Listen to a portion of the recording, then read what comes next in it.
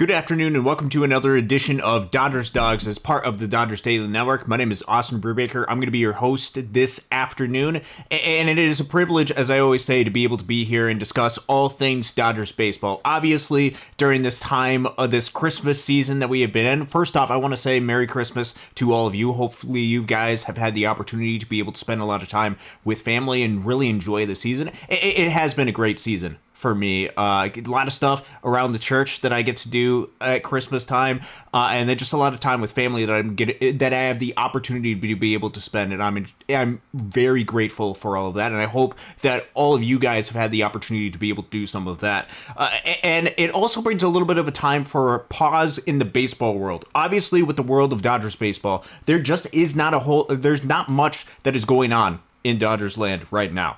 There's not a whole lot of rumors that are spreading out right now, nor is there anything that the Dodgers are tangibly doing, which just typically happens in Major League Baseball around Christmas time until the new year passes, where there isn't a whole lot of moves that are going out and taking place. But that doesn't mean that the Dodgers aren't going to make moves. And as we get further and further into the offseason, and as some of the big names remain on the free agent market, that opens up a possibility that the Dodgers could go out and sign one of the high-end free agent bats that are on the market. Now, for a majority of this offseason, I've been under the impression that the Dodgers strategically were likely to go more towards the trade route than the free agency route, especially when addressing the offensive need.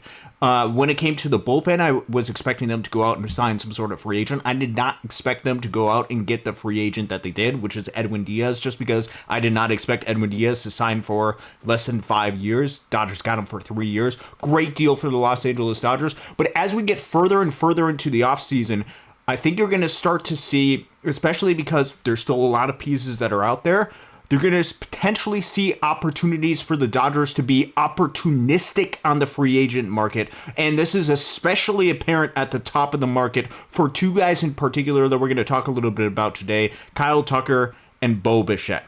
Obviously, the Dodgers have a need on offense, or something that they want to address. Obviously, if the Dodgers enter the season right away, I think their offense is good enough to go out and compete for a World Series. But an added piece, I think, feels like the move that the Dodgers are most likely to do, either in the outfield position or likely at the second base position. Kyle Tucker and Bo Bichette fit both of that criteria, as well as being really solid players that you could easily fit into this lineup. So the question that I want to propose, and there's going to be a little bit of a reason why I want to propose this question now, is if the Dodgers were to sign one of these players, which again, I'm not saying that the Dodgers are likely to sign one of these two players. If I had to take a guess, I would say it's probably unlikely that the Dodgers end up with either one of these players, either Kyle Tucker or Bo Bichette. But if the Dodgers were to go out and make a move for either one of these guys,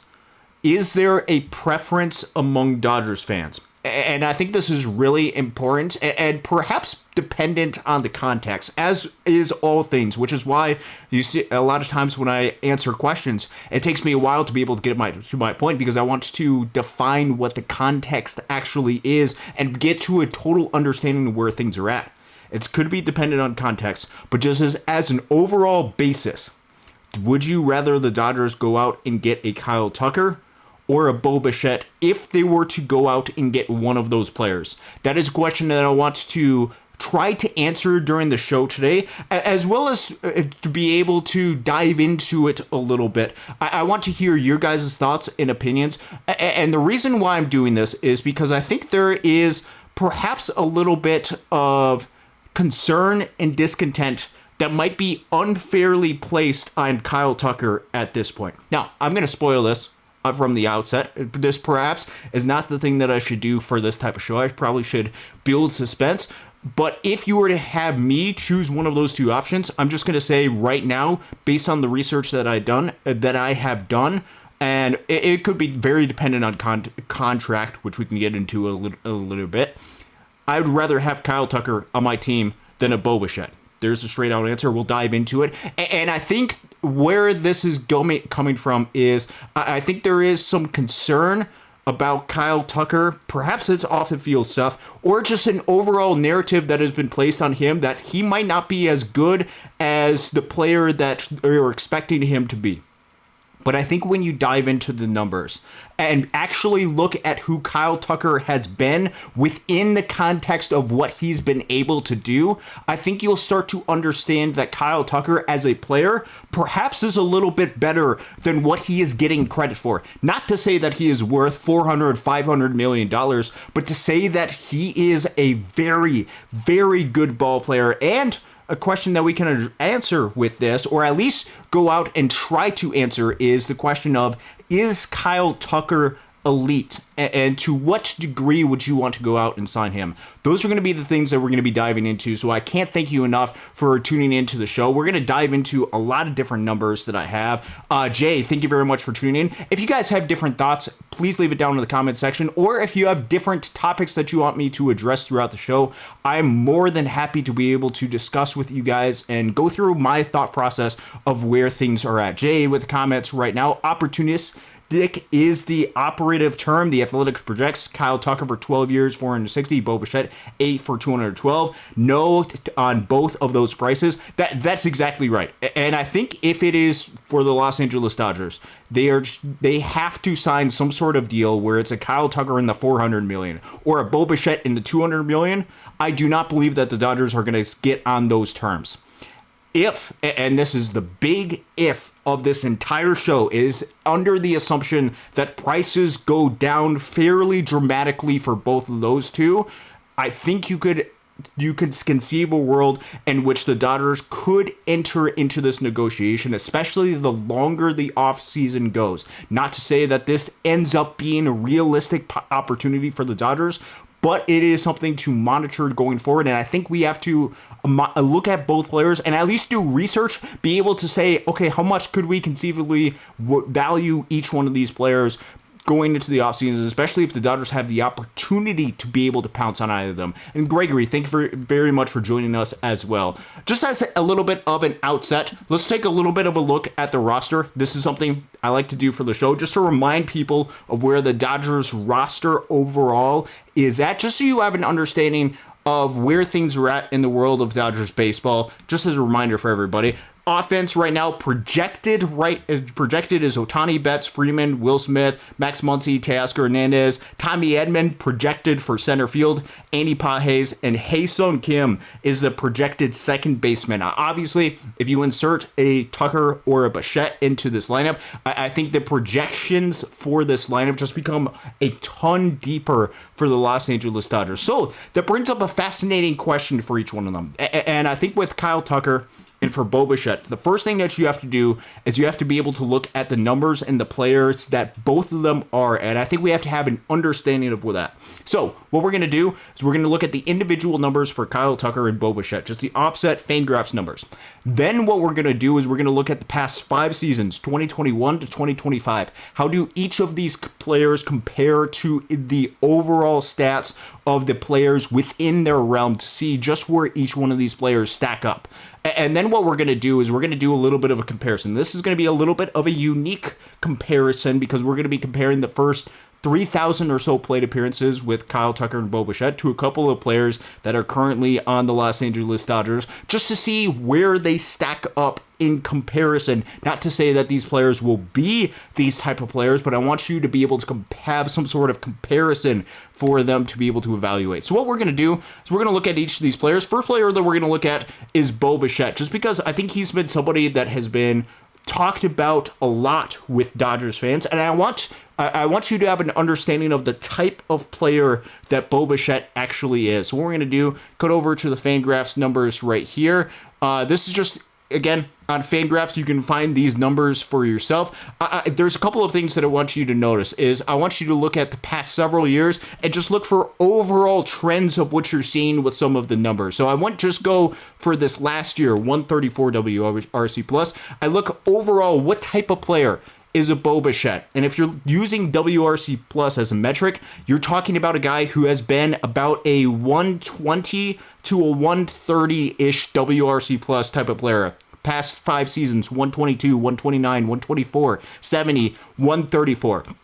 The question is not just what type of numbers is he putting up. The question is, how is he getting those numbers? And with Bo Bichette and Kyle Tucker, they're two very different players that you're going to talk about different projections going forward for each. Because with Bo Bichette, the reason why he is as good as he is comes from his high batting average. 298, 290, 306, 311. 4 of the past 5 seasons, he has been consistently good at putting the bat on the ball. And he's also somebody who very much is an aggressive hitter. And you can see that.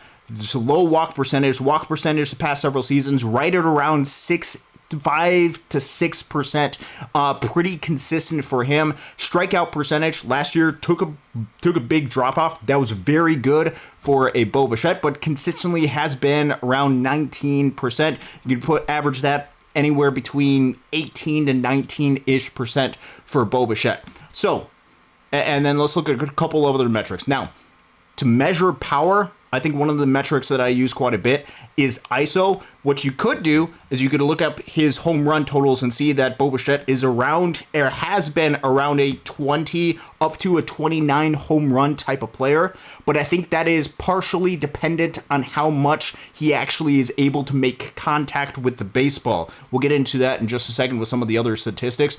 ISO, I like a little bit better. ISO, if you are not familiar, just takes an individual slugging percentage and subtracts it from their batting average. Essentially, what it is asking is, for the production and type of player that he has, how much of that comes from his power. It's a good power metric because it takes out some of just the singles that individuals are hitting. It removes a lot of those elements. Bo Bichette hits a lot of singles. How does he do on the ISO category, isolated power? It's about 170 to 180-ish is typically what Bo Bichette is. Now, here's another key metric with Bo Bichette, and this is where there's going to be a lot of conversation going forward about him and his projectability, is Bo Bichette is somebody that has relied pretty heavily on batting average and balls in play. Now, this is not just because he's gotten lucky. Bo Bichette is one of the best hitters at actually hitting some line drives and making good contact and just being a good professional hitter. BABIP is not just a statistic that defines luck. It can be something that can help indicate luck, but it is also representative of, especially if you're consistently above league average on batting average on balls in play, the type of hitter that you actually are, and especially the type of quality of contact that you're able to get. Now, this is also a little bit of a warning sign. So there's 2 parts of the coin when his batting average balls in play. One, and this is the good side with Bo Bichette, it shows that he has been a good, solid, professional hitter. But we also know with batting average and balls in play, it can also be something that is predictive of future regression going forward. And with Bo Bichette, typically with batting average and balls played, let me get one more thing out before I talk about and apply it with Bo Bichette. Typically, you're not going to see batting average and balls in play much over 350-ish as a concept, meaning when you put a ball in play, the batting average on that typically is not going to be for an individual player over 350 for a consistent period of time. That's going to be at the upper percentile of a player. If you look at Bo Bichette, look at 4 of his past 5 seasons, excluding his poor 2024 season, 339, 347, 355, 342. What he is getting is he's maxing out a lot on the batting average and balls in play, and there could be a little bit of a question mark as to whether this is going to continue. If he is able to keep up and have this remain consistent where he's getting a 340 batting average and balls in play, Bo Bichette is going to see his batting average remain around 300. If it drops, though, if you're talking about walk percentage, strikeout percentage, isolated power, which I think are relatively stable statistics, I think once this starts to dip, you're going to start to see Bo Bichette's production start to go down, which begs it into question of how long Bo Bichette can go out and continue to hit batting average and balls in play 340-ish, around that mark or above. That's going to be one of the big question marks with Bichette. He is entering his age 28 season in free agency. Look at his Fangraphs WAR totals, you're talking about a couple of seasons that were close to 5, a couple of seasons that were close to 4 as well. And with Bo Bichette, a couple of other things to notice with him. He's not a big threat as to stolen bases. Had one season with 25 stolen bases. Past couple of seasons, though, have not been super heavy with him stealing bases. He also is somebody, and this is something that we have talked about quite a bit. Sorry, I'm scrolling down with here. Well, actually, we'll go into the defense first before we get into that. He has also been somebody that has been much more of a question mark defensively. Defensive run saves, outs above average, fielding run value at the shortstop position have all not graded out well for him. So the question with Bo Bichette going forward is, what type of player is he going to be at the second base and third base position? That is an unknown to us. We have 7-game sample size of the World Series, and that's pretty much it from Bo Bichette at the second base position in his professional career. We don't know what he's going to be like at the third base. So the defense, from what we've seen at shortstop, hasn't necessarily been good. It has to provide value, perhaps a little bit at second base or third base where he's going to be going forward.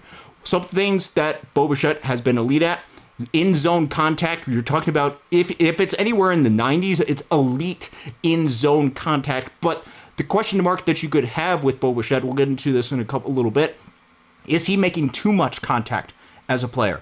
Now, I think with the style that he has, especially with the direction of where his batted balls actually go, making a lot of contact actually is probably a good thing for Bo Bichette, maxing out on the in-zone contact. But the swing decisions might not necessarily be the best, just based on the type and profile of balls that are coming out of him. You're looking at Bo Bichette having a ground ball percentage that is in the mid to upper 40s, which is not exactly what you were looking for a type of player if you're looking for good, consistent results. But Bo Bichette is going to be one, relies more on batting average, not super high in walk percentage. Strikeout percentage is also relatively low.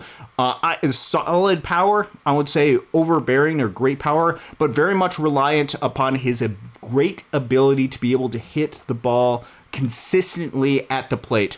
That is a little bit of a breakdown of the type of player that Bo Bichette is. Again, a lot of you guys understand this about each one of these players. I want to give everybody who might not be completely aware of the statistics a breakdown of each one of these guys before we get into some of the comparative numbers.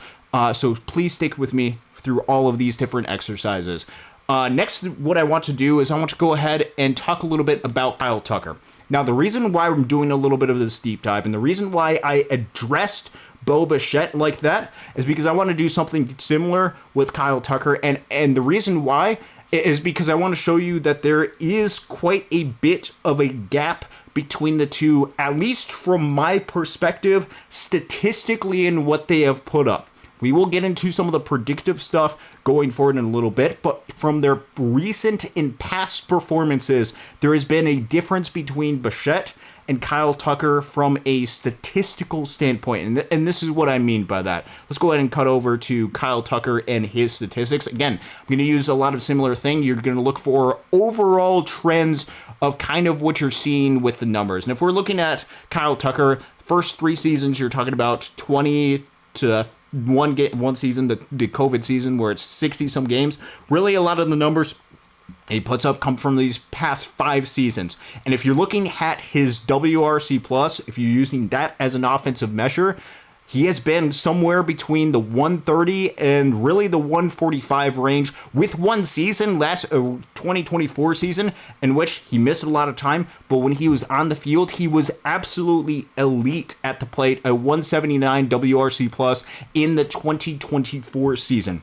Now, with Kyle Tucker, he is not somebody who, like Bichette, relies upon his ability to be able to hit for average. That's just not exactly his game. But even if you look at his batting average recently, it still has been solid between 260 and it's been up as high as 294. Solid ability to be able to hit for average. But what he is able to provide you is more stability at the plate, especially in the last couple of years. You look at his walk percentage, it has gone up dramatically over over the years, up from 2021 at about 9% to 10 to 12 to 16.5 in 2024. Last year drop off a little bit, but still 14.5. You're talking about one of the best hitters at being able to draw walks. And this is the other thing with Kyle Tucker is usually players that draw walks that correlates pretty consistently with drawing a lot of strikeouts. Kyle Tucker has been nothing but consistent with his ability to limit the strikeouts, actually lower than what Bichette has been over the past couple of seasons. And with the production that he has, one of the best power and limiting strikeout hitters in the game of baseball. Past several seasons, his strikeout percentage is anywhere between 13.5 and about 16%.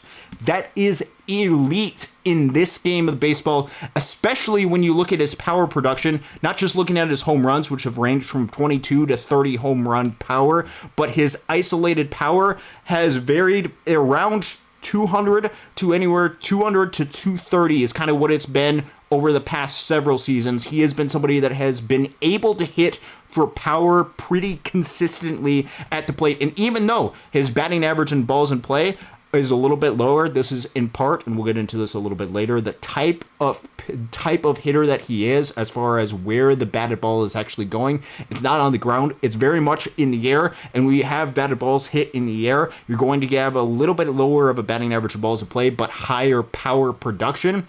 Even with lower batting average in balls in play, he still has been somebody that's been really consistently solid at the plate. And this is perhaps an underrated feature of what we're talking about with Kyle Tucker. And this is something where perhaps you can have a question mark of how much this will continue going forward. I think he's a little bit underrated. An ability to steal bases. You look at his past several seasons. Let's look at his past 4 seasons. 25, 30, 11, and 25 stolen bases. Would you have predicted that Kyle Tucker was the better overall athlete than Bo Bichette, at least at stealing bases? Bo Bichette won 25 stolen base season in his career. Kyle Tucker has 3 of those seasons. Now, that's not to say they will be going forward or Kyle Tucker will be a great athlete, but I think that's an underrated aspect of Kyle Tucker. If we dive into some of the numbers continuing on going forward, some of the things we're going to look at is his hard hit percentage, barrel percentage, not necessarily elite. This is where you could have a little bit of concerns, but look at his actual results versus his expected results, and this is going to be something that we talk about a little bit later. They are very consistent to what the actual results are. One key measure that you can look at, weighted on base average versus expected weighted on base average. If both of them are relatively similar, that means that the production that they are hitting is actually real, and you can see that going forward. And I think even with the hard hit percentage, barrel percentage, which is still above league average, even with those not necessarily being elite, with all of the other tools that he's been able to provide, I think there's a lot of data to suggest that what he's been able to produce is backed up by some of the data. Looking at some of the defensive measures that he has, before we get into the in zone contact, all that type of stuff, we'll look at just the overall outfield aspect as well as the component of him being primarily a right fielder throughout his career. He's had some good seasons, defensive run saved. 2022 was probably his best defensive season. Past couple of years have dropped off a little bit. He probably is not going to be the greatest defender in the outfield, but he's probably just slightly below league average as a defender in the outfield, which with the offensive production that he's been able to produce is something that you will take as a player. Plus, he's somebody that can play right field. I know there's been a lot of discussion about potentially Teoscar Hernandez moving over to left field. That would at least open up the opportunity for him to be able to do so. And if you look at his in-zone contact, again, upper 80s, really solid for Kyle Tucker. You look at some of the other things. He also has dropped off a little bit as far as his aggressiveness and been much more selective, which has really helped with his walk percentage and everything that he's been able to do, while also being able to maintain good, solid contact, especially when he's able to keep it in the zone. So with both of these guys, I think what you're seeing is 2 really good players. I don't want some of the concerns that I have with Bo Bichette to neglect or hide the fact that Bo Bichette is a really good player. He is a dynamic, really solid player, and we saw that be able to produce really well, especially during the postseason. We all remember Game 7 with that home run. that Bo Bichette had. It was a great moment for the city of Toronto, and in most scenarios that propels Toronto to a World Series victory. Obviously, things happen throughout the rest of the game. The reason why wearing a World Series champion shirt for the Los Angeles Dodgers is because the game did not end after Bo Bichette hit that home run, but you saw him be able to perform in the big moments. Bo Bichette is a really good player, but I think with Kyle Tucker, I think he is a better overall statistical player, at least when you compare what he has done in the past. And I think there's a question, or at least been a sentiment that has been spread out there that Kyle Tucker is really good. But the question is he elite? So what we're going to do is we're actually going to look at 2021 through 2025 statistics among qualified hitters. What we're going to look at is each one of these players, or look at just the overall leaderboard for Major League Baseball, just to see where some of these guys are able to stack up overall. So what we're going to do, we're again look at Fangraphs. We're going to sort it by WRC+. We can go ahead and sort it by Fangraphs WAR in just a minute. But we're going to look at overall hitting production as a player, because I don't think people realize how good of a player Kyle Tucker has been. Again, this is all just showing you how good of a player he has been, to show that if the Dodgers were to decide to be aggressive for him, that actually could be something that could be incredibly exciting. Because if you look at the leaderboard WRC Plus over 2021 through 2025 statistics, top of the list makes a lot of sense. Aaron Judge, Ohtani, Alvarez, Juan Soto, Ronald Acuna Jr., Mike Trout when he has been healthy, Freddie Freeman, Bryce Harper, Vlad Jr., and number 10 on this list among qualified hitters is Kyle Tucker with a 143 WRC plus since 2021, right in between Vlad Jr. at number 9 and Corey Seager. Kyle Tucker is number 10 ahead of Mookie Betts, Matt Olson, Jose Altuve, Jose Ramirez, Kyle Schwarber, Byron Buxton, Yandy Diaz, Rafael Devers, so on and so forth. The past 5 seasons have been remarkable for Kyle Tucker as an offensive player. 143 WRC plus, I beg to say, is elite as a player, and I don't think people understand just how good it is. Looking at the overall numbers, 277, 365, 514 with the triple slash line. You look at his weighted on base average and expected weighted on base average. His expected is actually slightly higher than what he's been able to produce, which means his 143 WRC plus is actually legit, with a 12% walk percentage and a 15% strikeout percentage with 105 stolen bases. Very, very good for Kyle Tucker. Let's go ahead and sort this by WAR as well. If you sort it by WAR, Kyle Tucker is between Mookie Betts and Marcus Semien at the number 10 spot as well. I actually didn't check this before the show, so that I was not sure where exactly he was going to land. Now let's look again for comparison, just because I want to provide you guys with some insight just where things are at. I want to see where Bo Bichette is within this. Again, we'll get into future predictions going forward with each one of these guys, as well as an evaluation, because this is not necessarily just a who is better, but also a cost analysis type of projections. We're going to be looking into that as well. If you were to look on this list for qualified hitters since 2021, Bo Bichette would rank about 55. Get around Brandon Lau and Teoscar Hernandez. Again, really, really solid of a player, and that's taking into account his season in 2024, where he had a really poor season. If that is not included, he's probably closer into the 30-ish type of range. But when you're comparing Bo Bichette to a Kyle Tucker, I think you're seeing a lot more as an offensive player. I think we're just underrating how good Kyle Tucker is. And I don't think when we think of Bo Bichette, or we think of Vlad Jr., we think of Corey Seager, we think of Bryce Harper, we think of Mookie Betts, Matt Olson, all of these guys. I think there is a general consensus that all of these guys are elite. Whereas with Kyle Tucker, I don't think he gets entered into that equation, and I think that might not be necessarily fair to Kyle Tucker, just with how good he has been the past couple of seasons. If we're looking at wins above replacements, Fangraphs wins above replacement, Bo Bichette is 37th. behind Gunnar Henderson, who I don't think started until 2022, maybe. I don't necessarily know when he started. Or Corbin Carroll. Both of those have significantly less games for them. Again, WAR is a cumulative statistic, so take with that what it's worth. But he has been a really solid player. Both of them have. Now, one thing I also want to address with this, because this is, again, something where a lot of people, including myself, have been at least a little bit disappointed with some of the continued boom and bust type of mentality that the Dodgers have had going forward. So one thing that I wanted to look at is specifically the strikeout with the isolated power measure, again, a measure that's able to measure how much power an individual has, and subtract that from an individual strikeout percentage. What this is going to do is that, and Casey and I have talked about this in the past, is this shows you a good balance between the power that you're able to produce and the amount of strikeouts that you have. For example, if you have somebody that's has an ISO of around 0.3 or something that's just ridiculous. For example, Aaron Judge has a .343 isolated power since 2021, past 5 seasons.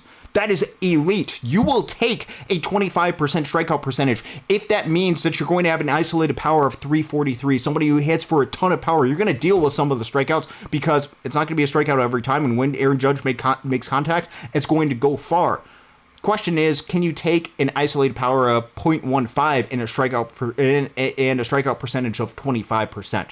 I don't think that's a good balance between how much power you're able to produce and what your strikeout percentage is. So one of the measures I wanted to look at, which you can't look at Fangraphs, but luckily I actually got a month subscription to Fangraphs to do a little bit of additional research during the course of this couple of weeks, is I wanted to look at isolated power minus strikeout percentage to see which players since 2021 have had the best balance of power and limiting strikeouts. And if we pull up this leaderboard, if we can go ahead and put this up right here, this is the leaderboard. Top 3 are Jose Ramirez, Aaron Judge, and Kyle Tucker.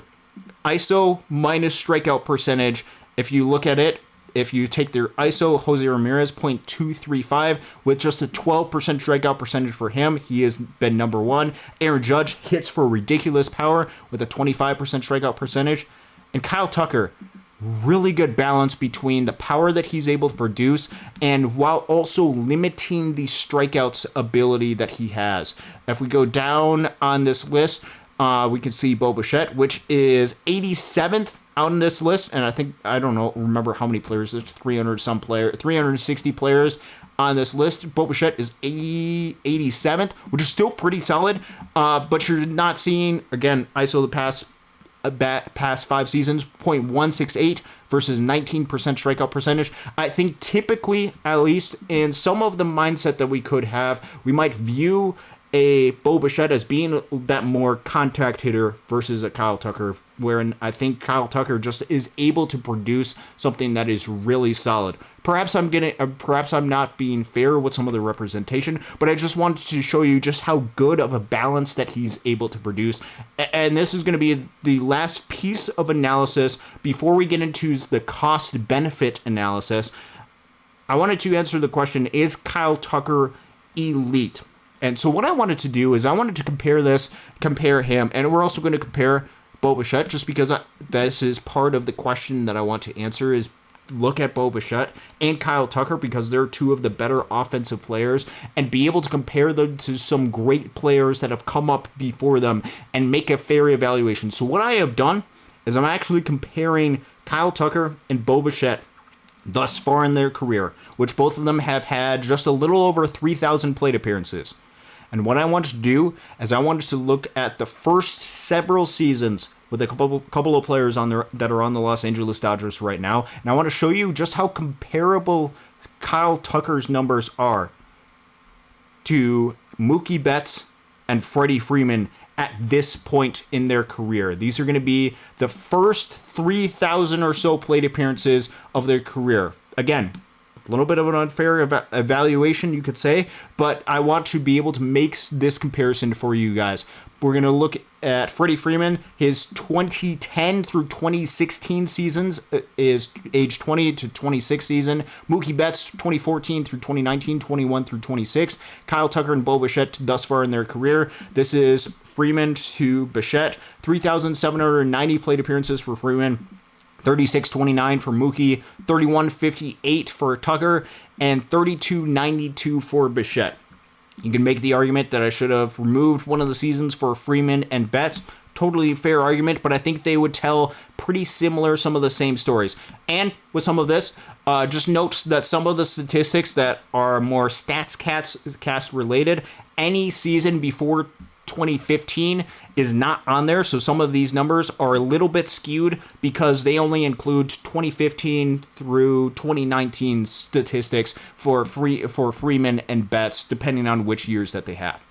What we're going to do is we're going to do some type of comparison. First thing I want to do, if we look at WRC plus to this point, or through this amount of plate appearances through their career, Freeman and Betts had a 135 WRC plus, Kyle Tucker 138. This is not to say that Kyle Tucker will be as good or a better player than Freeman or Betts, but to say that they are relatively comparable going into this part of their career. Bo Bichette, 122 to this point of their career, really solid, just a step below each one of these guys to this point in their career. If we look at some of the other statistics, again, we're going to look at weighted on base average versus expected weighted on base average. Those are statistics that I like.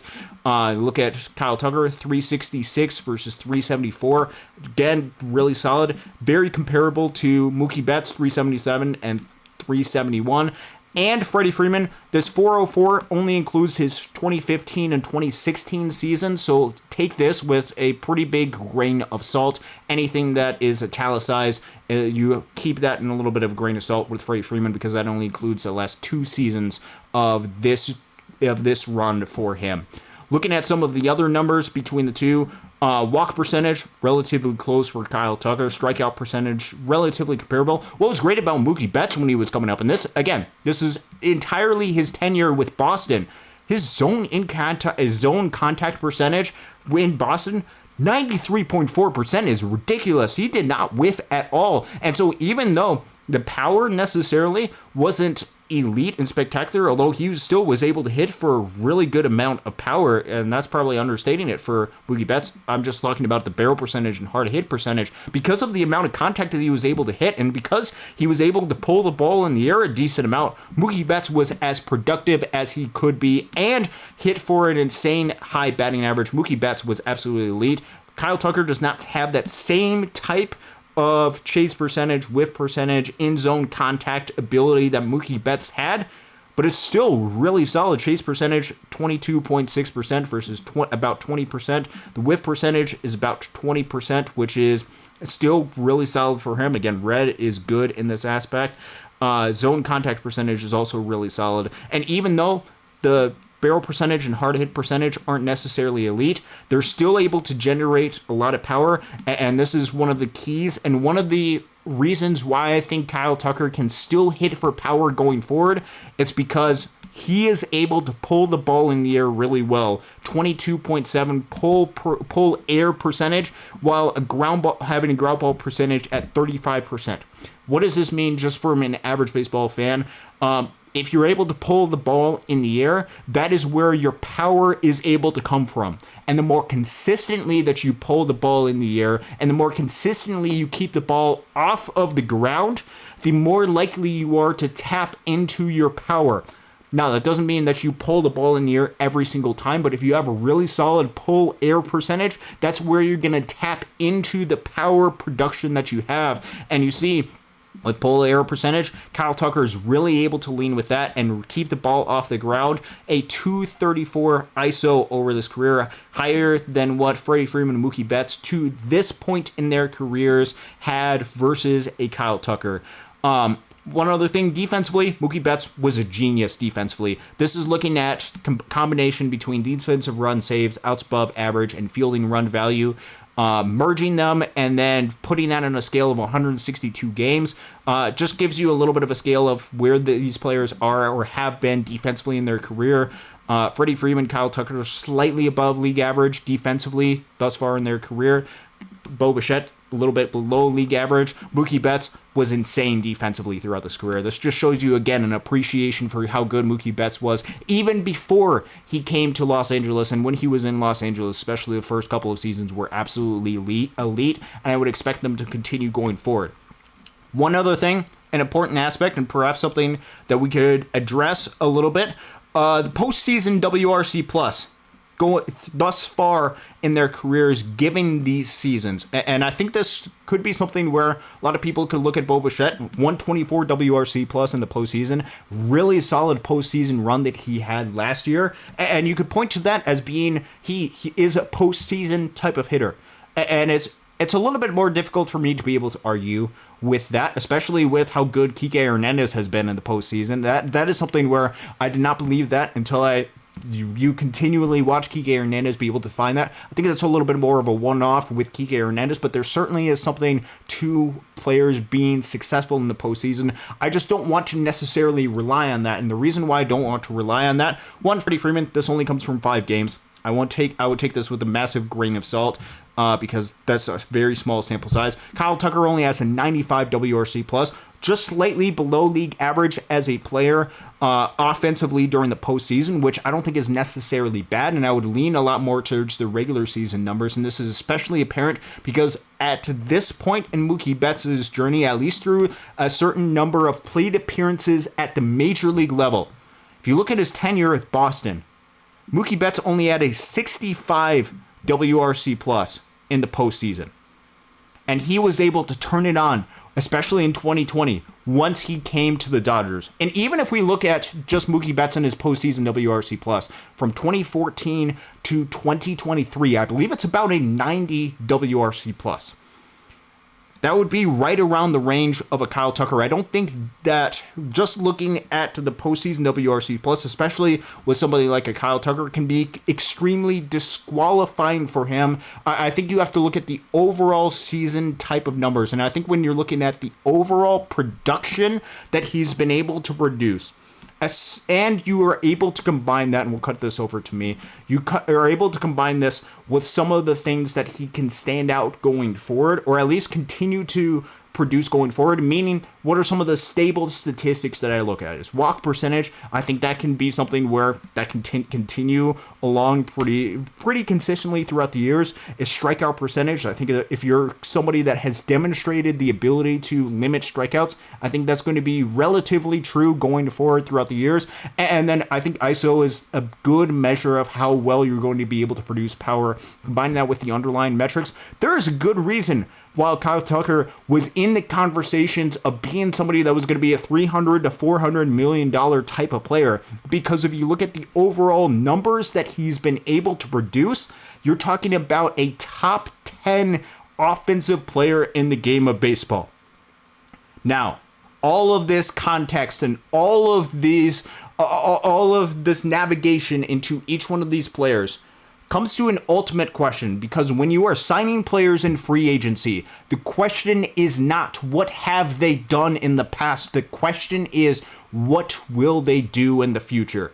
Because I do not care that Kyle Tucker was a top 10 player in the game of baseball from 2021 through 2025. If the Dodgers are signing Kyle Tucker, I only care about what he is going to do in uniform for the Los Angeles Dodgers, and that is the only thing that the Los Angeles Dodgers are concerned about. If Bo Bichette is signed to the Los Angeles Dodgers, I do not care what he did in a Toronto Blue Jay uniform. I only care what he's going to do going forward. We can use this information, use the statistics to be able to evaluate the type of player that they have been. But the question is, what type of player will they be going forward? Again, Bo Bichette is entering his age 28 season. And if you're just talking about question marks for me as a player with Bo Bichette, here are some of my main question marks with him and why I think he's going to get less money in free agency, and why perhaps he could be at least a little bit more of a bargain for the Dodgers to potentially get. With Bo Bichette, I have serious question marks about his ability to consistently hit the ball in play and have a high batting average in balls in play. I do not think that is going to be sustainable long-term for him in the future. I think for the next 2 to 3 seasons, I think it is something where he's going to maintain a really good batting average in balls in play. But because he does not have a good floor, meaning his walk percentage relatively low for Bo Bichette, he's somebody that relies upon the batting average in balls in play, especially because his isolated power and his ability to pull the ball in the air and avoid hitting the ball on the ground hasn't been spectacular thus far in his career. I think if the batting average on balls in play dips, I think you're going to start to see some of the value for Bichette start to dip. And this is especially a question mark for him because there's question marks defensively about him. He was not a great defensive shortstop. I do not know if he's going to be a good second baseman. I do not know if he's going to be a good third baseman. And if there's a question mark defensively, I want more assurance offensively, and I think there remain some question marks going forward long-term about Bo Bichette. Again, if you're talking about the next 2 to 3 seasons, I think Bo Bichette is going to maintain around what he has been, 120 to 125 WRC plus type of player. Going to be somebody that can be really effective for you. I don't know what it's going to look like defensively, and that might limit some of the upside, but still a really solid player for Bichette. If we're talking about Kyle Tucker, these are going to be some of the question marks that you could have about him are what is he going to look like defensively? We've seen a little bit of a decline for Kyle Tucker defensively, and if we see a continuation of some of that decline, which, to his credit, he has remained somewhat athletic. Again, going back to 3 of the past 4 seasons, 25 stolen bases, shows at least a little bit of athleticism, but he has to be able to maintain a solid enough defense if you're going to have Shohei Ohtani be the designated hitter for the next 8 seasons. And if you're signing Kyle Tucker long-term, he has to maintain an outfield position. And defensively, I won't say he's a bad defender, but he's probably slightly below league average defensively, and is that somebody that you want to add to this lineup? As an offensive player, I really like what I see with Kyle Tucker as a player. I think he makes enough contact. I think his plate decisions, swing decisions are really solid, and I just have improved so much so to where I think there's a really good floor for Kyle Tucker. The question is, what is that dramatic ceiling? Is a greater than 145 WRC plus type of season achievable again for Kyle Tucker? We've only seen that once in his career, and especially with the high dollar value that Kyle Tucker is demanding, would you want a player that, especially over the next 2 to 3 seasons, have a season where he hits 150 to 160 WRC plus, or are you fine with a stable, consistent player that's really solid in the outfield? Those are some of the main question marks that I have with each one of those players. When we're talking about a cost type of benefit type of analysis, which player would you predict to be more solid, more stable going forward? That's going to be a really good question mark for the Dodgers to be able to assess and be able to value. We actually won't get into that in just a second.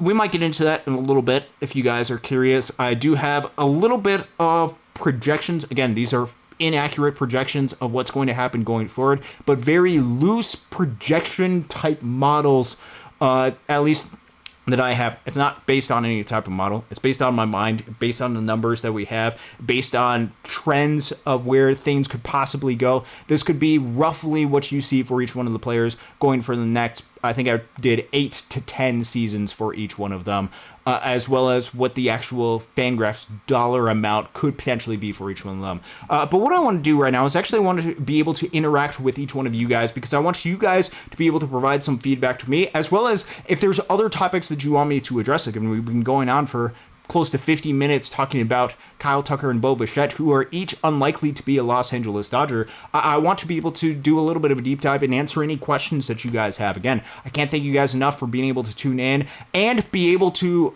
evaluate each one of these guys and just have fun conversations here at Dodgers Dogs. If you guys weren't here at the beginning, I wish you guys, again, a Merry Christmas and a Happy New Year. Hope you guys are enjoying this holiday season as it is. Let's see. Gregory's in the chat. Chuck Huddleston, thank you very much for joining us. Jay Bichette's batting average balls in play is high, but his .290 expected batting average, which is in the 90th percentile, that absolutely is something that's really true. And what we're actually going to do, and I want to be fair, because I think this could potentially come out as being a little bit harsh towards Bichette, and I really don't mean that to be. I really wanted to craft this into a little bit more of a pro Kyle Tucker type of comparison. Let's actually look at Baseball Savant, be able to do an evaluation of where Bo Bichette is. And this is why his high batting average on balls in play, which is among the highest in the game of baseball, is where it comes from. It comes from his ability to really hit the ball well. Expected batting average last year during his 628 appearances, as Jay said, 298, 99th percentile in the game. He's somebody that can go out and hit the ball really well. You look at his expected slugging, in part, again, slugging percentage takes into account the singles as well. Is .465 expected slugging percentage, really solid for him. A really good expected weighted on base last year. 2024 season, a little bit of an outlier. We won't look at that. Again, 98th percentile expected batting average in 2023. 87th percentile 2022. 2021, 90th percentile. I think the question for me with a Bo Bichette and with this, again, hard hit percentage, launch angle, sweet spot percentage, really solid for Bichette. The question is this already maxed out to the type of player that he is, and how sustainable is this going to be going forward, especially if he is somebody that starts to rack up some injuries. I try not to fault a lot of the players for that, but it is something to take into account going forward, especially if you're signing somebody to a long-term type of deal. As players enter into their age 30 seasons, injuries start to rack up for them, and it could be something that could be at least a little bit concerning for each one of them. That is something just to keep in mind. Let me grab, because I don't have it with Safari, but let me go ahead and get Bo Bichette. This won't be necessarily full screen right here, but what we can do is we can look at some other statistics with Bo Bichette on Fangraphs, just because I want to look at some other statistics that they've got, including what we have right here. If you look at his average bat speed, it is just something to keep in mind. Bat speed correlates well with power, and we've seen a little bit of a drop with Bo Bichette, but if you have a lower bat speed, that just means you're just going to likely have a higher chance at making more contact. Just a little bit of a different type of approach that Bo Bichette has. But if you're looking at the average bat speed, not necessarily ideal for him. And especially if we look on here, I think he just in part swings a little bit too much. The 36-37% chase percentage is a little bit too high. If Bo Bichette can really help maximize some of the swing decisions that he has, I think that can really help optimize the type of offensive player that he can be, and that would be something that I would look for, and perhaps something that the Dodgers could work on with him going forward. But again, expected batting average, that is something that has been really solid for him throughout his tenure and major league career. The question is that going to be something that is not only going to be able to continue going forward, but is his 99th percentile expected batting average going to get any higher, and can his level of production increase from the 120, 125 up to about a 135, which he had last season, WRC plus type of standard. That is really good, but is that the peak that he has, and is that likely to go down throughout the years, is my question mark that I have going forward. Gregory asked if I could compare him to Freeman, which I was able to do a little bit forward. A little bit later in the show. Chuck Huddleston, Bo's bat carries at second base easily. His high ceiling bat diminished in a few years. Should be better than most average second basemen. If the Dodgers can get him for under $200 million for 6 to 7 years, I'd take him. For me, it is not necessarily okay. So here's some of the conversations, here's some of the concerns that I would have with Bo Bichette at the second base position. Actually, it correlates and corresponds with Mookie Betts. I believe I've addressed this on the show in the past, but with Mookie Betts at the shortstop position, I believe Mookie Betts is a great defensive shortstop based on what he was able to do last year. There's no denying. He was a very good to elite defensive shortstop. Whether you look at defensive runs saved, he was above league average. I think 6 outs above average defensively at shortstop. He was just really solid as a player. Mookie Betts, great defensive shortstop. The question is, how long is he going to be able to sustain at the shortstop position? And once he moves off of the shortstop position, where is Mookie Betts likely to go? And I think the answer to that is once Mookie Betts moves off shortstop, which I don't think is next year. I probably don't think it's 2027. But if it is something where it's just taking too much wear and tear as Mookie Betts continues to age, I think he's going to eventually have to move to the second base position. And so that means if you're signing Bo Bichette, you're signing him to play second base short term, but likely to play third base long term. And that's the question mark of, I have no idea what you're going to get from Bo Bichette defensively at third base long term. I could be somewhat convinced that he could be relatively solid, probably a little bit below league average, just because that's the numbers of what he has produced overall defensively at the second base position. But the question is, will he be able to play good defensively at the third base position? Because I think 3 to 4 years into the deal, I think that's where Bo Bichette would have to play. And the question is, would he be able to do that? That's the question mark. And I don't see Bichette going back to the shortstop. Just the numbers aren't really that great for him over there. V-Track, thank you very much for joining us. Bichette is subject to streaks, several years where he didn't hit, then the contract year he had a good season. He's overall had a good season. I don't think that's necessarily a fair characterization of him, but Bo Bichette overall has been relatively consistent. Just one really bad season in 2024, which the only reason that is noticeable is that shows you what could happen if the batting average and balls in play, if the expected batting average all of a sudden takes a drop off. You're starting to see a greatly diminished type of player from what he had, from a 120 to a 70. That is not what I'm predicting. That's not what I would expect going forward. But that shows you what type of player, especially without the baseline level of walks, baseline level of power production, especially with the batted ball profile that he has. If there is a drop-off on batting average and balls in play, there could be some drop-off in the production that he has. V-Track, Tucker and or Bichette would be nice to have, but neither are worth longer than a 5-year contract. Okay, so this is a little bit of my evaluation for each one of these guys as to the contract length that I would give out to them. And this would actually be something I'd be curious to you guys. What is the max length? Because I don't think the dollars amount is necessarily the thing that's going to be holding up the Dodgers. It's going to be the number of years. I think that's one of the reasons why it was such a great deal for Edwin Diaz, is because it only cost the Dodgers 3 years. It didn't matter that it cost them $69 million. It cost 3 years in order to be able to attain Edwin Diaz, which minimized some of the long-term roster risk and inability to make a lot of moves long-term. With Bo Bichette, if you're talking about me, and you're talking about the max number of years that I would give for Bo Bichette would probably be 5. I would be looking for more of that 3 to 4 year type of deal, which I know is probably not something that he is looking for long term. That is the type of contract that I'm going to be looking for.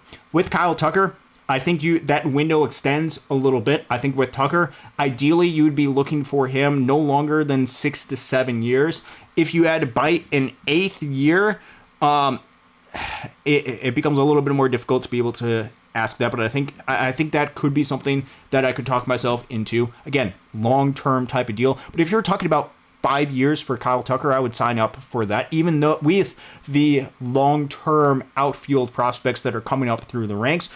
I think what you need to do is you need to maximize on the talent that you have, and especially when you're talking about Kyle Tucker, I think especially over the next 5 seasons, you could still project a player that can be really solid, especially with the offensive floor that he's been able to produce. Again, is somebody walks a lot, hits for a decent amount of power, is able to pull the ball in the air, limits the amount of ground balls, doesn't strike out a whole lot. I think all of those different things are pretty replicatable, if that's even a word, reproducible, you could perhaps say, to where, especially over the next 5 to 6 years, I think he can still be a really solid type of player going forward to where you look to that. It's when you get into the conversation of 9 to 10 years where it becomes a much more difficult conversation going forward as to whether the Dodgers should do that. But more than 5 years, I would be more willing to do that for Tucker than I would be for Bichette. But more than 5 years for Bichette is probably where I would bow out on that, just with some of the concerns that I had laid out earlier in the show. Let's see. Continuing on with a couple of more comments. If Cupper were so great, the Cubs would have offered him a huge contract. Says V-Track. I think that perhaps is a little bit unfair, and we went through some of the numbers with what Kyle Tucker was able to produce, but that is also something that is noticeable, and perhaps something that you don't necessarily know as a baseball fan, but could be something that contributes to this. There's a lot of stuff that goes on behind the scenes as well that I have no idea about. I can only look at the numbers of what he has produced and how I would project things to happen going forward, but again, projections are oftentimes inaccurate, especially when you're just basing it on past statistics, because they don't tell the full picture of where things are at. But I would trust the Dodgers and their ability to be able to evaluate each one of these individuals as a person and be able to see whether or not they would be the right fit for the organization. That has been something that the organization has done really quite well for a long time. Let's see. Continuing on with a couple of comments. Jay says it seems like Toronto has been linked to both, so maybe that LA have a chance to take the player that Toronto does not choose. That'd be something to keep in mind. Gregory asks, how many gold gloves do you both have in the last 5 years? Actually, I have no idea. So I'd be curious to be able to see what exactly that is or where exactly that's at. We actually do have some breaking news, and this happened throughout the course of the show. The Dodgers clear up a 40-man roster spot. Esteury Ruiz has been traded to the Miami Marlins, which actually that's really good for Ruiz. It's going to be able to be a good opportunity for him to be able to go and just get some actual playing time. What we're actually going to do, because I have some of the numbers up here, I think we are perhaps didn't realize just how good of a season Ruiz had down at the minor leagues. And what I want to do is I want to show you guys just how good of a season he had, which I didn't think he was going to get a fair opportunity at the major league level. And I think they would rather have somebody, for example, they got, who is it? Ciani earlier. I can't remember his first name, but Ciani from the Cincinnati Reds organization. He was more of a defensive first outfielder. I think they preferred that over Ruiz. But looking at what Esteury Ruiz was able to produce in the 2025 season at Oklahoma City, 485 plate appearances, a 137 WRC plus. He had 303, 411, 514, 925 OPS. Really solid. 37% above league average as a hitter by WRC+. He was able to hit for some power, 211 ISO, 23% above league average. He walked a decent amount, 15% above league average, 13% walk percentage, just an 18% strikeout percentage. Didn't swing and miss necessarily a whole lot, high batting average and balls in play, but also was able to steal a lot of bases. So with Esteury Ruiz, he was somebody that came into the organization, was able to find some success, even though it was at the AAA level. And with Miami, whose outfield situation has been very much a little bit more of a question mark, I really hope that he's able to find some sort of role over there, or just have an opportunity to be able to play. But I think his 2025 AAA season perhaps was a little bit underrated. So Benji, thank you very much for letting me know. Sorry it took a little bit of while for me to be able to get to that with all the conversations that I was able to have. I don't always get the news immediately right away as I'm going on through some of this. So thank you for that. Curious to see what exactly would be going on. Chuck Olsen and Alex Bregman could be in conversation with Toronto as well, and that could affect what they have. Very, very likely could be as well. Let's see, going on with this. Incoming player on the way with the Ruiz trade. So they did get a minor league player, somebody that does not have to be added to the 40-man roster for a long time. I do not know this current player, nor have I watched a lot of what he's been able to do. Adriano Marrero, I believe is how you're able to pronounce that. Very well could be way off with that. Let's actually look at what some of his numbers of what he's been able to produce. We'll look at that, and then we'll continue on with some of the other conversations and some of the other ones. But I wanted to pull this up right now, hopefully for you guys. I don't need. This is probably somebody who hasn't even made it above A ball. Yeah, with him, only one season at the DSL is what you're looking at for Adriano.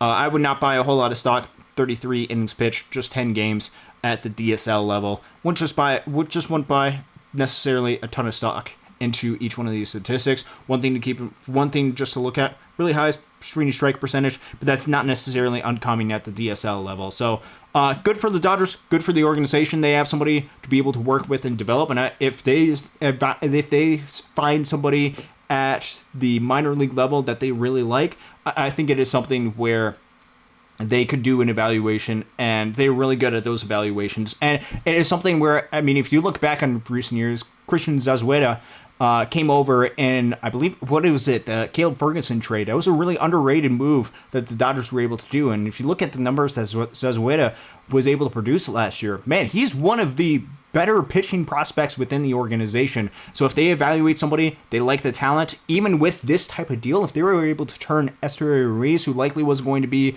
playing a major part in the Dodgers organization going forward, if they're able to turn him into somebody that they can help be a good prospect, especially since they give up certain amount of draft capital, this could be a very good thing. Still a long ways to go with him, though, and hopefully he's able to, within the next couple of years, make it to Great Lakes and have some success there, ultimately on his way to hopefully making up to the Dodgers. Bichette, Tucker doesn't even love baseball. That's not something that I have looked into quite a bit. That certainly is something that, as part of the Dodgers evaluation process, they will look at into Kyle Tucker, because it's not just about the talent, not just about the numbers that he was able to produce, but is he a good fit on the overall roster? And I think a lot of times, a lot of stuff like that gets overplayed, meaning I don't think there is a lot of Anthony Rendon type of players out there, or players that just from the talent that they had produced going into their free agency year versus how much they actually care about the game of baseball with Anthony Rendon. The only reason that why I'm calling him out with this is just with how things went in a Los Angeles Angels uniform, just did not go the way that the Angels, when they signed him, wanted it to go, to say the least. And there was a lot of question marks about his love for the game of baseball. I don't think it's to that degree, but the Dodgers certainly are going to do their evaluation to make sure that they're a good fit culture-wise going forward. Dave S. says, Tucker, Bader, Bellinger, Bichette, someone else not getting mentioned. I think that's kind of the core with free agency options in the outfield or at second base that are most likely to be part of the Dodgers organization. Jay says, for Gold Gloves, Bo Bichette has 0, Kyle Tucker has 1 in 2022. So there's that in mind. Thanks for looking that up, Jay. I did not have the opportunity to be able to look at that. Dave says, Dodgers have lots of outfield options coming up soon through their system. That's why, ideally, perhaps, and this, you would want somebody to be able to help fill in the gaps until some of those outfielders were able to come up. The question is are you able to be opportunistic about Kyle Tucker, and especially with somebody that has, over the past 5 years, been a top 10 hitter in the game of baseball? You would take that type of certainty with a player, add them to your system, and then be able to work through things as players are able to develop, and you perhaps utilize some of the pieces that you have in the outfield. There would be one outfield opportunity after Teoscar Hernandez leaves after 2027 or 2028, in which case you could use one of your young guys and then utilize some of them. That also would open up the opportunity to be able to potentially trade some of these guys for future needs on the roster over the next couple of years. But there would be a lot of optionability if you have the opportunity to be able to capitalize on somebody with the talent that Kyle Tucker has, especially if it's closer to the 5 to 6 year type of range. Again, probably not going to be that, but if that is what it's looking at, that perhaps that is something that you take advantage of because of the talent that you have going through your system. Gregory says, I would rather have a second baseman than an outfielder. For me, I don't necessarily have a preference between the two. What you would be doing if you get a second baseman, one, I think that pretty much blocks, especially if you get Bichette, that's going to pretty much block out some of the room that you would have on the roster for guys like an Alex Freeland and a Ha-Seong Kim. Say what you will about that. Ha-Seong Kim potentially could play some center field. I think Alex Freeland is pretty much blocked out, at least until the 2027 season, when it becomes a question mark whether the Dodgers want to re-sign Max Muncy. That'd be limiting that. It would also put a lot of pressure on Tommy Edman to be able to play a lot more of the outfield, which with him coming off of injury, it would be Tommy Edman would be one of the main options that you would have. I don't necessarily want Tommy Edman playing every single day. He hits better against left-handed pitching. So does Alex Call. That doesn't really work well as a platoon. So ideally for me, I would probably want an outfielder more than I would want a second baseman. If you're talking about outfield, if they get a second baseman, that would open up avenues for a Ryan Ward to be able to fit into the mix. But that's just my initial thoughts with each one of that. V-Track, I want a new Bellinger or Seager type rookie from internal. Are any of these prospects worth anything? They absolutely are worth anything. And if you have a little bit of patience with each one of these guys, I think what some of the things that Dodgers fans can be spoiled at times is there is an expectation for immediate production. And when that doesn't happen, I think there is a call to move off of those guys pretty quickly. There was a lot of calls about and frustrations about the production that Michael Busch had, and then he went out to the Chicago Cubs in a situation, in an environment where they allowed him to be able to succeed, and he's had a lot of success over there.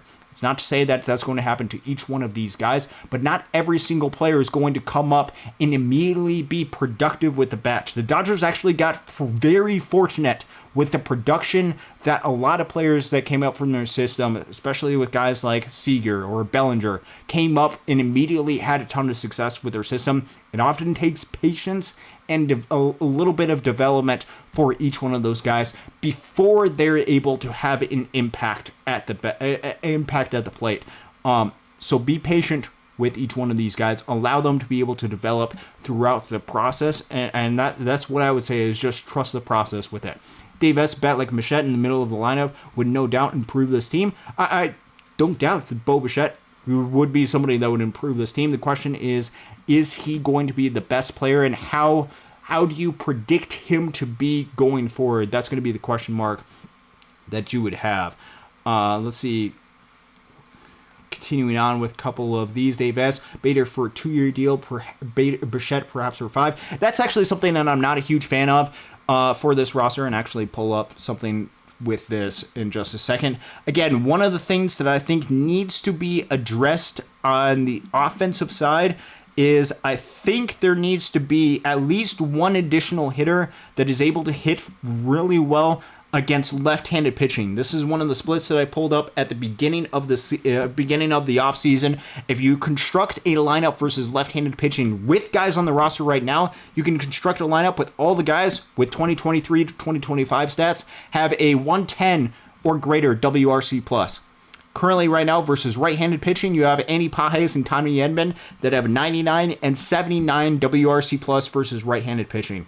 So the question is, are Bo Bichette or a Harrison Bader going to help produce well against right-handed pitching? If we go ahead and scroll over and look at their 2023 to 2025 stats and look at their splits, righties versus lefties, with a Bo Bichette right here, pretty equal splits, 116, 117, past 3 seasons, righties versus lefties, with a Harrison Bader, 93 through 99.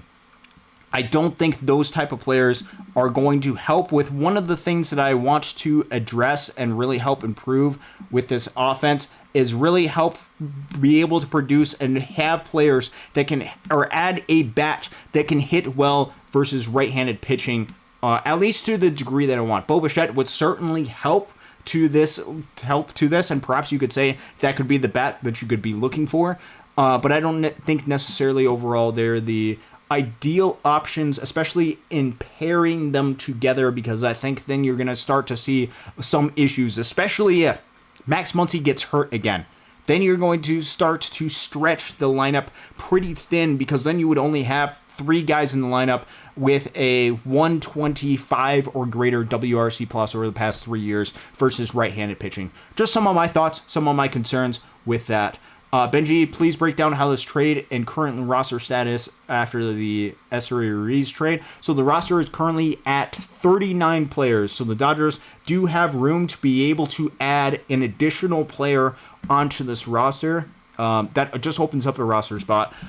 Just overall for the team, I think it was something that they were going to have to do at some point if they wanted to add in a player. The question was, who were they going to bring in? So just looking at the roster right now, going back to this, I just made this move right here. Currently have 24 pitchers on the roster, not including Shohei Ohtani. This is the pitcher breakdown. This is the position player breakdown. Does not include Esteury Ruiz. Michael Ciani. Yeah, Michael Ciani was the outfielder that they brought in. He's going to be more of that optionable type of guy, perhaps fill in more of the Justin Dean type role if they're needed. But they have 15 position players. That includes Shohei Ohtani.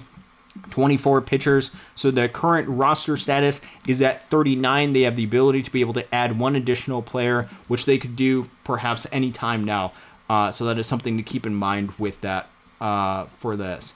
Chuck Olson, Betts has too much ride not to hit in 2026. He had a lot on his plate last year, shortstop and an illness that was able to tap into his strength. I think that's absolutely right. I think Mookie Betts is going to have a really solid season going into the 2026 season as we enter into the new year. Let's see, going into this, Dave S. Adding a guy like Bader also affords you to deal Teo if and when that option is explored. Could be something that they could do. I don't think they're eager to trade Teoscar Hernandez, but he certainly wasn't the greatest player out there. I also just have a lot of question marks with Harrison Bader. I think a lot of people do with his offensive profile. Last year had a career year, but you look at it, for the majority of his career, he's been closer to an 85 to 90 WRC plus type of player. So that's what you would be getting as a good defensive center fielder, but the offensive production leaves a lot more to be questioned about, which if you're looking to fix the defense, Harrison Bader in center, Andy Pages in right field, even if you have Teoscar Hernandez in left field, that would make for a really solid defensive outfield if that is one of the goals of what you would try to make. Jay says, I think hitting Bichette 2 would make a lot of sense, or even 1 Bichette, Ohtani, Betts, Freeman, and Smith if he was added to the mix. Could be something where if he's added to the mix, obviously makes the lineup look pretty solid with what he's able to produce, especially next 2 to 3 years. If you anticipate, which I anticipate, the level of production for Bichette to be around what it has been, makes the lineup really good, and you would be going all out for another World Series championship if you were able to add him and add a player like him. Let's see, continuing on with a couple of these. A couple more comments of what we have. Questions about Bo Bichette's health. What Dave said, that'll be something to be able to keep in mind. Joseph says, just great stats, Austin, and you can see just how great each player has been. Tucker looks a lot better than I thought. Hope the Dodgers can sign him to 4 to 5 years. I would settle a lot of questions if it's 4 to 5 years, or even if they're just able to get, even if it's a really high average annual value, which I don't think impacts the Dodgers. Or at least I don't think they think about that quite as much. That would be an absolutely great thing for them to be able to do. And if he is available within that type of range, I'd be very highly motivated if I were the Dodgers to be able to go towards that type of move for him. And it would be something where, man, if it's Tucker for 4 to 5 years, I would be very aggressive. And in that type of environment. Question is, how realistic is that? Probably not very realistic, and that's when the years get extended where it becomes very much a question mark. Let's see. Dave's asked a very good question. Question is, do you sign Tucker for 10 years rather than Bichette for 5? I think if that's the question mark, if you're talking about Bichette for 5 or Tucker for 10, I would probably take Bichette for 5 as opposed to Tucker for 10. If we're talking about Bichette for 5 or Tucker for 8, I might even... okay. If it's Bichette for 5, Tucker for 7, I take Tucker for 7. If it is Bichette for 5 or Tucker for 8 years, becomes a little bit more of a question mark. I actually think I might lean a little bit more to Tucker for 8 years as opposed to Bichette for 5. At least my first initial instinct right now, just because of the high stability that I can expect with him going forward. If you're talking about Bichette for 5 or Tucker 9+ years, I would probably lean more for Bichette because I don't think the long-term issues that he would have would be quite as jarring. But that's ultimately where I land. I think there's a little bit of a gap between the two players, and I would lean a little bit more upside and provide a little bit of additional years. Just in comparison, it becomes much more of a question mark if you're talking Bichette for 5. The question is about 8 years for Kyle Tucker. That's where I have it as of right now. Smash that like button to all of you, says Jay. That's absolutely right.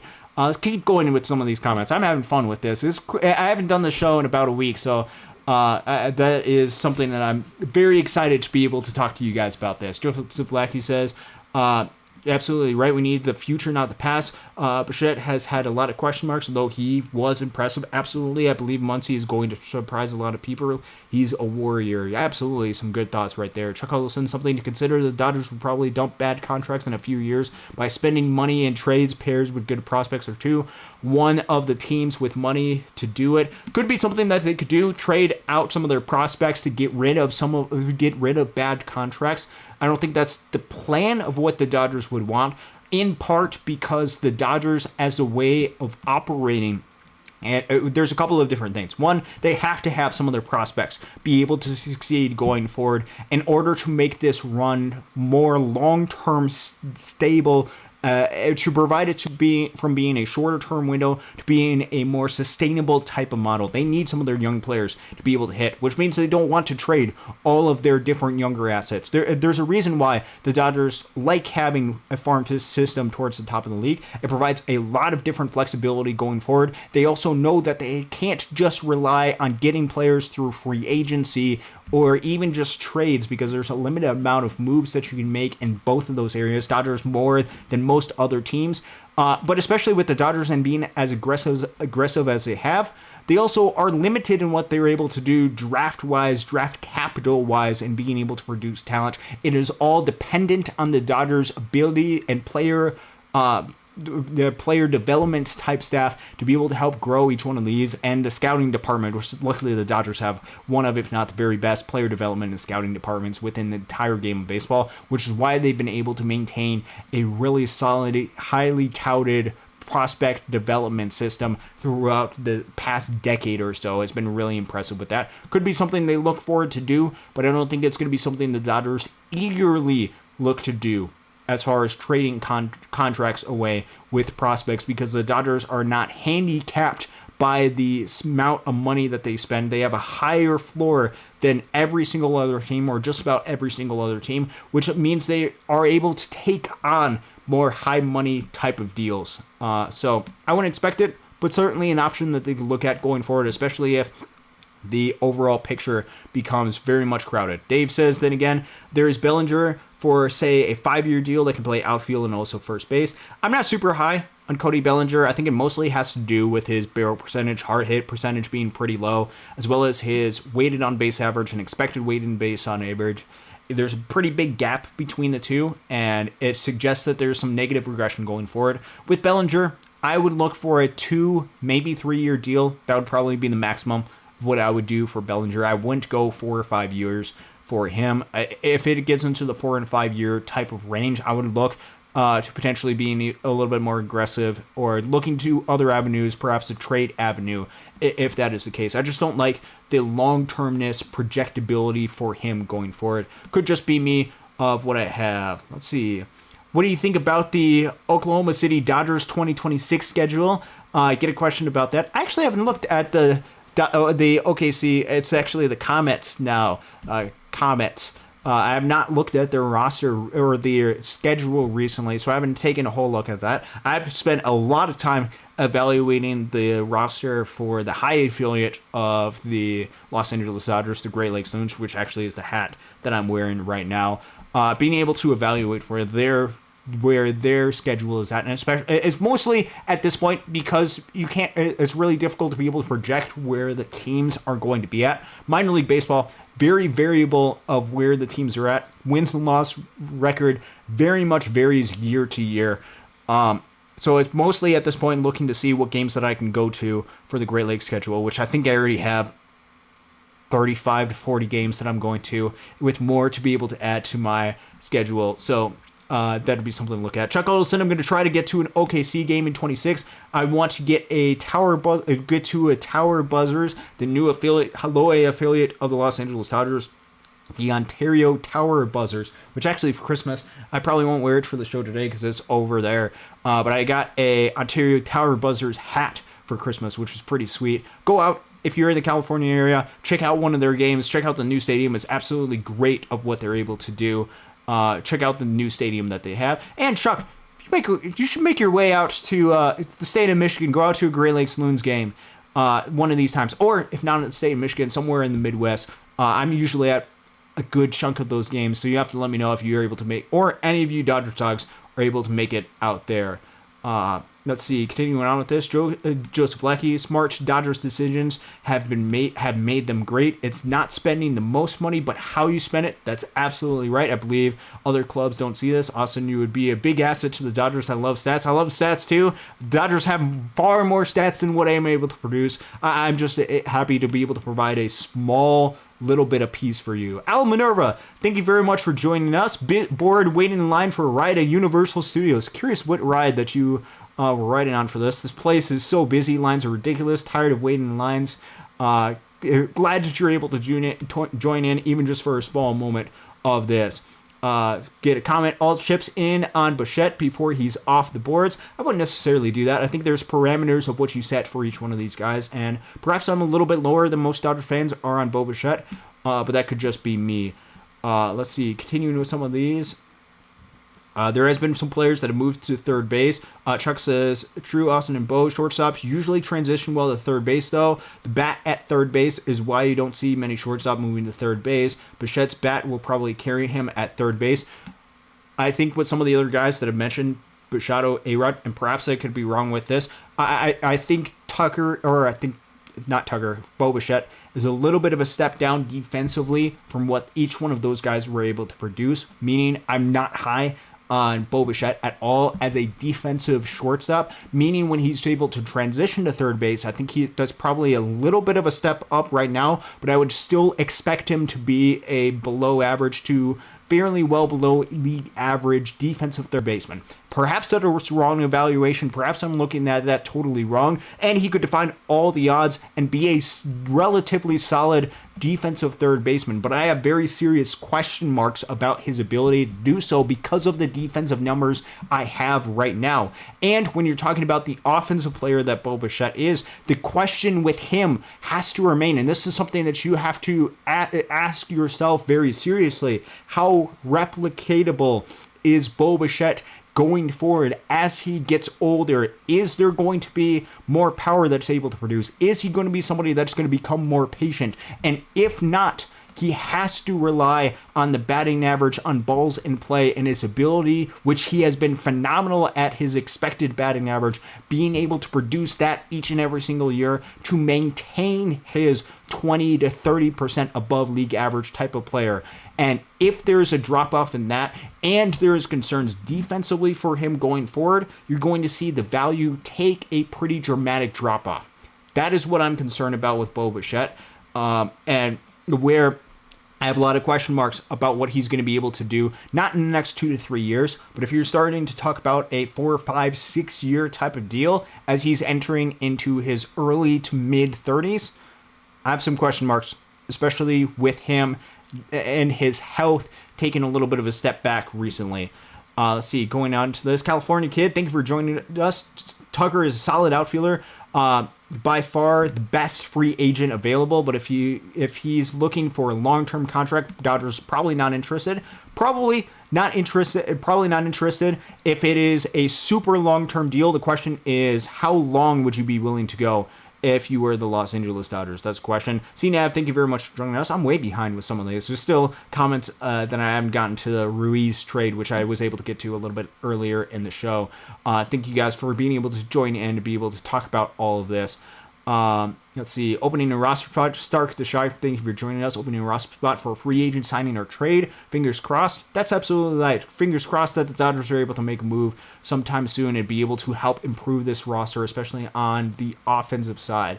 Chuck Huddleston, the River Ryan trade might go down as one of the best ever, depending on what River does. And he was, CNAV, traded for a Matt Beatty. That's absolutely right. And I talked a lot on the previous show about River Ryan and really the starting pitching depth that the Dodgers have. and what they were able to produce going forward. So curious of what they have. Ryan Ward really deserves a chance. Absolutely. The question is that going to come in the Los Angeles Dodgers uniform? I have talked about it during the course of the offseason. I think one player, you could perhaps put Bichette in this conversation, but he would also block a Alex Freeland and Ha-Seong Kim, so I don't think he's ideal for this scenario. I would actually prefer getting a Brendan Donovan. I know this would require a actual cost to your system and not just money, so that you could do an evaluation dependent of Donovan versus a Bichette and the cost evaluation to be able to acquire them. But I think fit-wise for this roster, especially for going down a little bit on this roster, I think Brendan Donovan is actually a little bit of a better fit. One, he hits really well against right-handed pitching, something that I really want to be able to address. And as I have mentioned in past shows, I think if you added a Brendan Donovan, he could play either second base or left field. It would keep Teoscar Hernandez in right field, which if that's a deal breaker for you, he would not be the ideal choice of what you would add onto this roster. But if you are fine with Teoscar Hernandez being in right field, knowing that he is a bad defensive left fielder or right fielder, and you just want to be able to add the best player on your roster, Brendan Donovan would be a really solid player. He'd be really stable. He's going to give you 115 to 120 WRC plus pretty much every single season. Add a little bit less boom or bust. Draw a lot of walks. Not strike out a lot. Also be able a 2 to 2.5, 3 WAR type of player. I think there's a lot of stability of what you would get with Brendan Donovan, and especially with his ability to be able to hit against right-handed pitching and the ability to play second base or left field. That opens up, as I have mentioned in the past, three-way competition between Ryan Ward, Alex Freeland, and Ha-Seong Kim for the last roster spot going into spring training, and opens up a realistic opportunity to where Ryan Ward can earn a spot on this roster. If it is not a Brendan Donovan or it is not a Bichette, there really doesn't seem a realistic path for Ryan Ward to make a consistent run on this roster, in which the Dodgers need to trade him.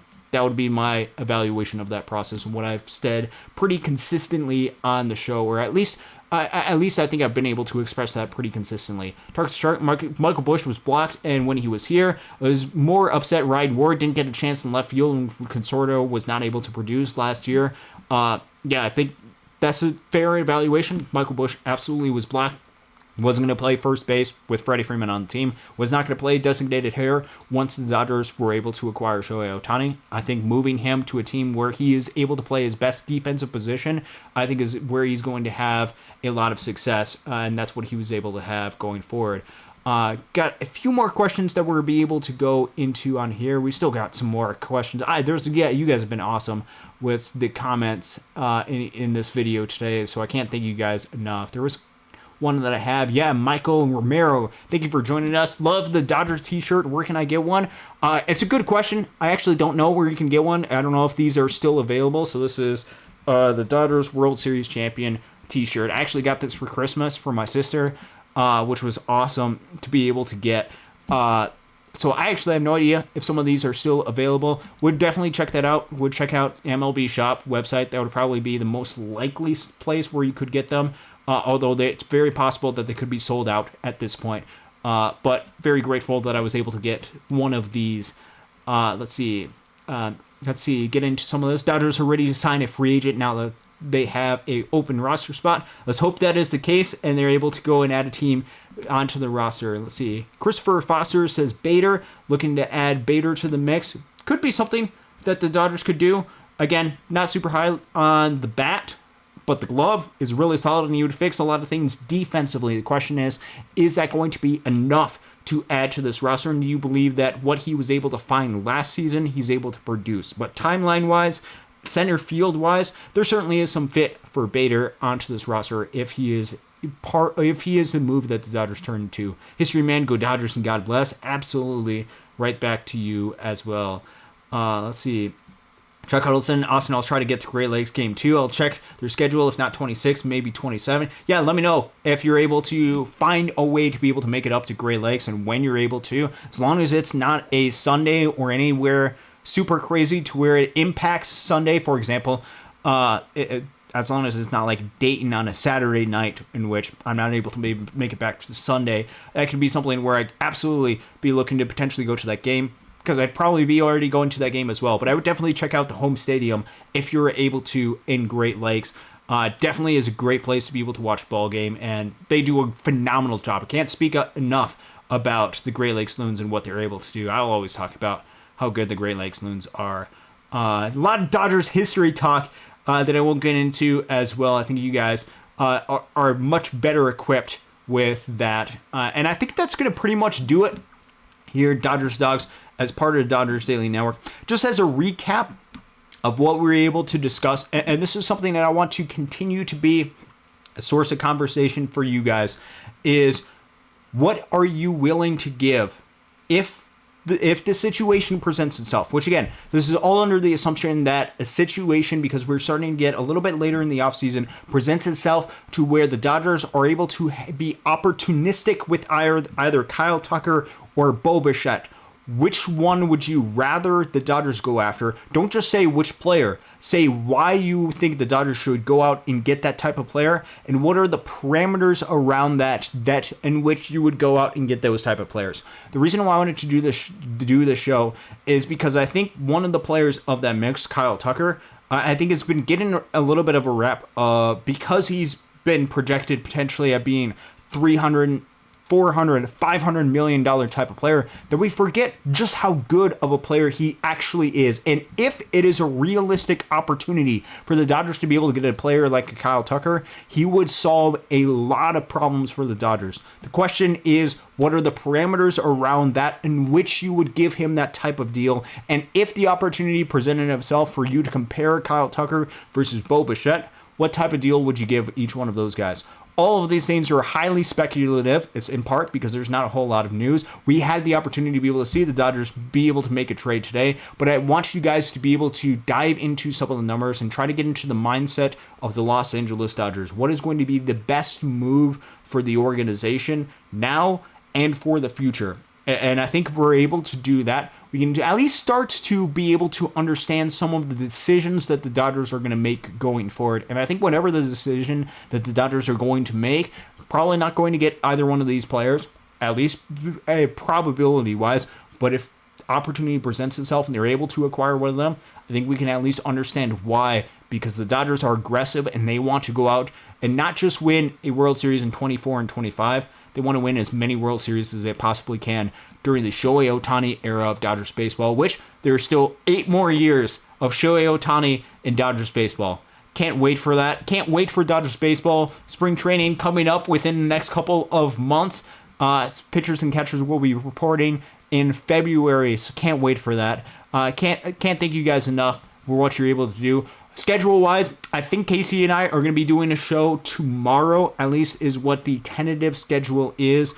So that is what the plan. Sometime tomorrow evening, Casey and I should be doing a show. So be on the lookout for that. But you'll also be on the lookout for some of the player interviews as well that Casey is able to do with a lot of guys in the system. I can't recommend those enough. You actually be able to get a little bit of an inside look at the players coming up throughout the system, and there have been major league players that have stopped by, some really solid major league players that we've had the opportunity to be able to interact with, and I think they deserve to have their story told. So go check those out. Be on the lookout for additional stuff here. Dodgers Dawgs is part of the Dodgers Daily Network. I can't thank you guys enough. It's a great day to be a Dodger. God bless, and go Dodgers.